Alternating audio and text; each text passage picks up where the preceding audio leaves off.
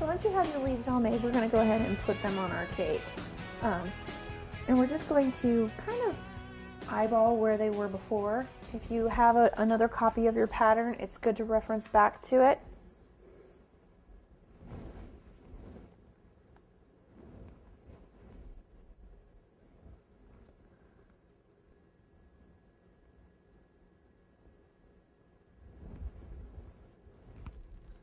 You have one leaf that's not actually attached to anything, so you want to make sure you pick your best leaf for that, because it's just kind of hanging out.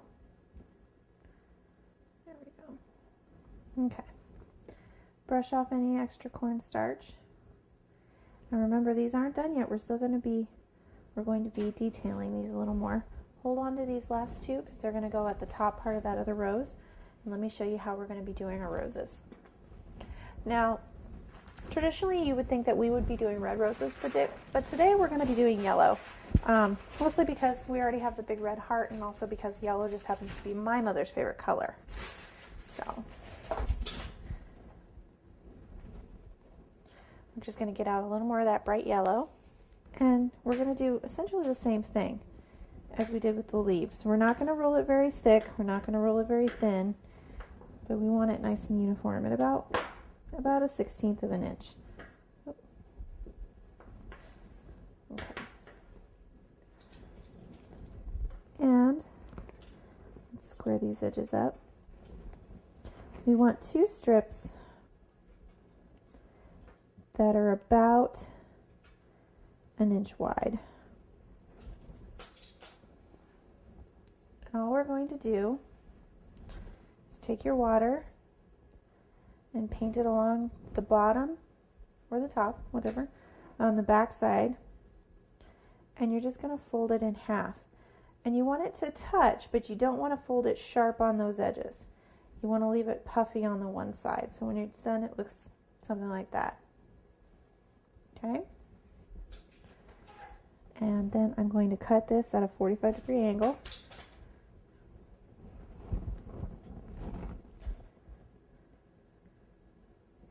A little more water at the bottom.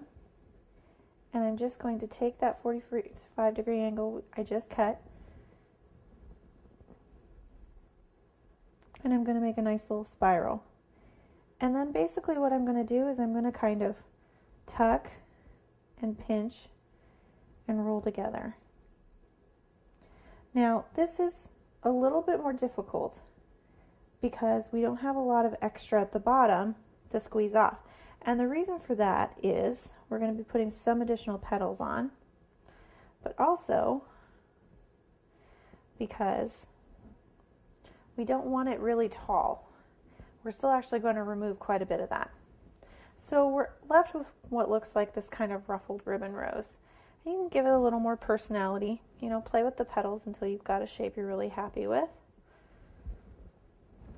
And then using your knife, you're going to cut that back part off until you have a nice flat surface.